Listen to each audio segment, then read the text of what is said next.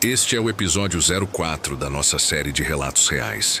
Deixamos as matas fechadas e os acampamentos isolados para trás, pelo menos por agora. Voltamos para outubro de 1997, para uma velha fazenda de gado no interior de Goiás, perto de Jataí. Você pensa em fazenda e imagina a paz. O canto do galo, o mugido do gado, o cheiro de terra. Mas a paz do campo é uma ilusão. O silêncio da noite na roça não é vazio. Ele é cheio de olhos. E quando a cerca mais próxima está a quilômetros de distância, ninguém ouve você gritar. Ninguém acredita no que você viu. A história é de Carlos e seu filho adolescente, Mateus. Eles acharam que o maior problema seria a seca daquele ano. Mal sabiam que a seca era o menor dos problemas. A verdadeira ameaça não queria água. Queria outra coisa. Carlos era viúvo. Tinha herdado aquela fazenda pequena do pai. Um lugar antigo, meio caído. Mas era tudo o que ele tinha. Mateus, com 15 anos, era garoto de cidade grande, Goiânia, e odiava estar ali. Férias de outubro. E em vez de shopping e amigos, ele estava no meio do nada, ajudando o pai a consertar cerca e tocar um gado magro. A fazenda era isolada. A estrada de terra era horrível. O vizinho mais próximo, seu Juca, morava a uns 5 quilômetros. Não tinha telefone fixo. Celular era coisa de ficção científica. Era só Carlos, Mateus, os cachorros vira-latas e o gado. E o silêncio. Um silêncio que à noite zumbia nos ouvidos. As primeiras noites foram normais. O cansaço do trabalho braçal fazia Mateus apagar assim que deitava na cama rangente do quarto de hóspedes. Carlos ficava na varanda, fumando um cigarro de palha, ouvindo os grilos. A seca estava braba naquele 1997. O pasto estava amarelo, o gado magro. Mas era a vida. Na terceira noite, os cachorros começaram a latir. Mas não era o latido normal deles, de alerta para um tatu ou gambá. Era um latido desesperado, fino, de puro medo. Carlos saiu na varanda com a espingarda velha. Não viu nada. A noite estava clara, lua cheia quase. O campo estava vazio. Os cachorros estavam encolhidos debaixo da casa, tremendo. Carlos achou estranho, mas voltou para dentro. Na manhã seguinte, o galinheiro estava revirado. A porta de madeira, que era trancada com um ferrolho pesado, estava arrancada das dobradiças. E não faltava uma galinha, faltavam todas. 25 galinhas sumiram. Sem pena, sem sangue, sem rastro. Carlos ficou furioso. Achou que era onça, ou talvez ladrão de galinha. Embora fosse difícil acreditar que alguém andaria quilômetros naquela isolação por causa de galinha. Ele reforçou a porta do galinheiro com madeira nova e um cadeado. 2 noites depois, a mesma coisa. Os cachorros latindo de medo. Mas dessa vez, Carlos e Mateus ouviram outro som. Um som que vinha do curral das cabras, uns 100 metros da casa. Não era um som de animal. Era um som de algo sendo arrastado. Algo pesado. E um som úmido de rasgo. Carlos pegou a espingarda. Mateus pegou a lanterna mais forte. Eles correram para o curral. Os cachorros não foram. Ficaram chorando na varanda. Quando chegaram perto, o som parou. O curral estava em silêncio. Mateus apontou a lanterna. As cabras estavam encolhidas num canto, tremendo. E no meio do curral estava a carcaça de uma delas. A maior, a Brizola. Mas o jeito que ela estava morta não era de onça. Não tinha marca de dente no pescoço. O corpo estava aberto, mas não comido. Aberto e vazio. Como se algo tivesse tirado tudo de dentro. Mas sem rasgar a pele externamente. Apenas um corte preciso. E o cheiro. Um cheiro forte, químico, como de amoníaco ou formol. Carlos quase vomitou. Mateus ficou paralisado. O que fez isso, pai? Carlos não sabia. Ele nunca tinha visto nada parecido. Na manhã seguinte, eles examinaram o local.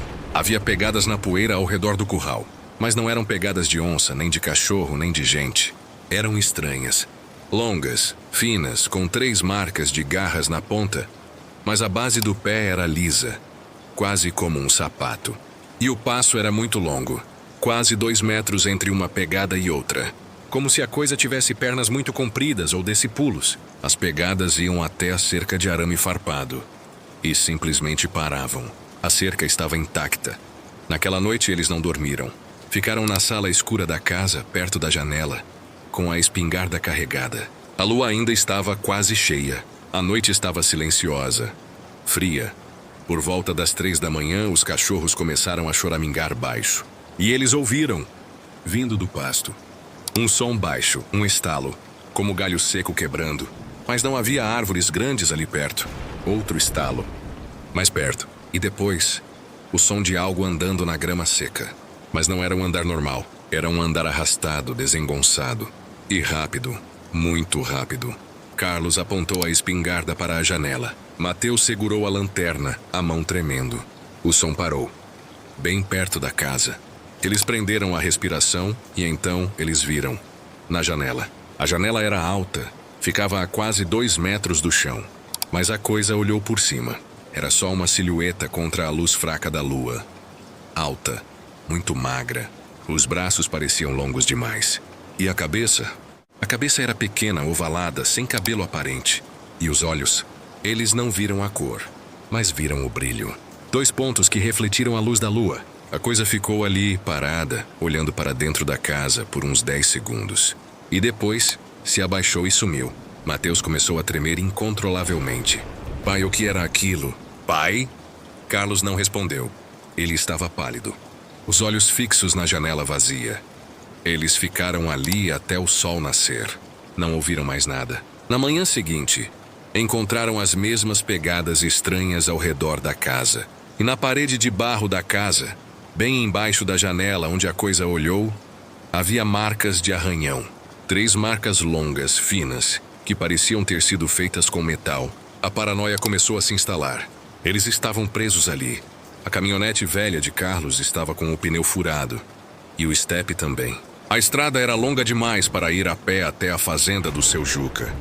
Especialmente sem saber o que estava lá fora. Eles precisavam esperar. Mas esperar o quê? Na noite seguinte começou a chover.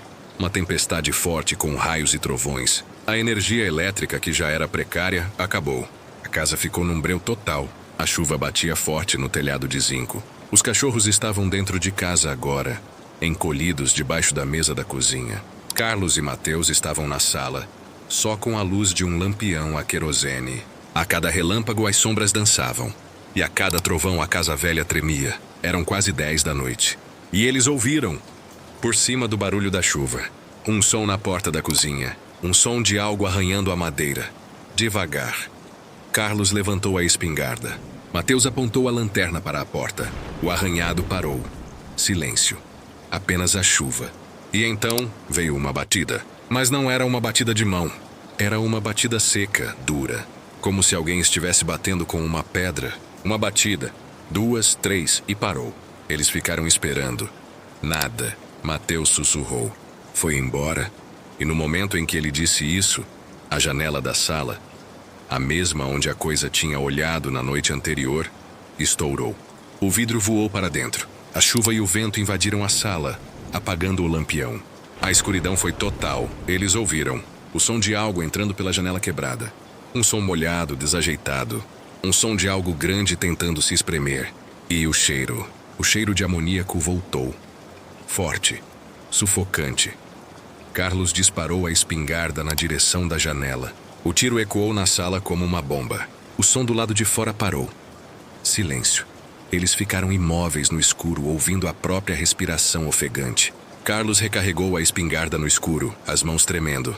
Mateus acendeu a lanterna de novo. O facho de luz varrendo a sala. A janela estava quebrada. A chuva entrava, mas não havia nada ali. A coisa tinha recuado. Eles não saíram da sala. Ficaram encostados na parede oposta à janela, esperando o amanhecer.